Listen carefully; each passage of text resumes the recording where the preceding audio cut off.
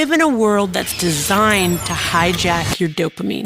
We're scrolling, sending another text, looking at videos. Understanding what is happening in the brain is the key to change our lives. Dopamine itself is a signal. It's the neurotransmitter that's essential for the experience of pleasure, reward, and motivation. We're going to learn about how to harness dopamine so that we can press the pause button on desire and consumption. Whatever your drug of choice is, online shopping, your phone, caffeine, social media, I became addicted to romance novels. So what do? We can use science-backed strategies to reset our brains so that life is more fun, more interesting.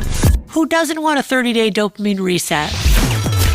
I'm Dr. Anna Lembke, author of Dopamine Nation, and this is Masterclass.